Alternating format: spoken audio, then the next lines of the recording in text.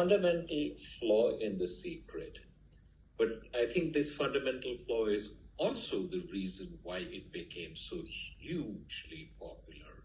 The fundamental flaw is that it treats you and your happiness as dependent on getting a whole bunch of external stuff, be it a bicycle, a mansion, your private plane, or whatever, and reinforces you into the notion that there is a you and there is something you have to get, and when you get that, you'll be successful, and here's how you go about getting it. And in short, it anchors you in precisely what you are not. And my take on that is secret does, in fact, reveal very powerful principles. But if you use those principles to the understanding that it is not you who does anything at all, there is a force. If you want to call it God, you can call it God, depending on who your wisdom tradition is. You can call it Allah, Jesus, Krishna, Buddha. It doesn't really matter. Call it the universe, if you will. You are an instrument of the universe. You're not doing anything. You're the FedEx guy. You deliver the package, but never make the mistake of thinking that you are the person who gives the package. You just deliver something and be grateful that you've been chosen as an instrument of delivery. And I would say that a significant number of my students did actually get it.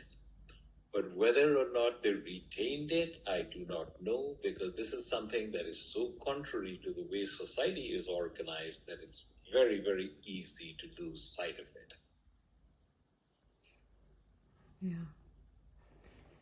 It's But we would agree entirely with you. Sorry, go on, Katie. Yeah, that's exactly what we're trying to say and why we've called it The Way, because fundamentally these were the foundations of all those sort of religions that you were just describing, and it's all leading us the way, which I would interpret as consciousness creates our reality. So there is now, I believe, we're at a time where we've evolved from that sort of knowledge to the point of recognizing that there's something much deeper now to understand. So rather than just thoughts become things, as you said, that doesn't really create happiness. There's a much deeper level to understanding ourselves and therefore creating a better world for all existence. Mm-hmm. There is a fundamental, or appears to be a fundamental contradiction between what is seen as the needs of business to make lots of money for shareholders irrespective of consequences, and to live in a more transformed, more awakened way.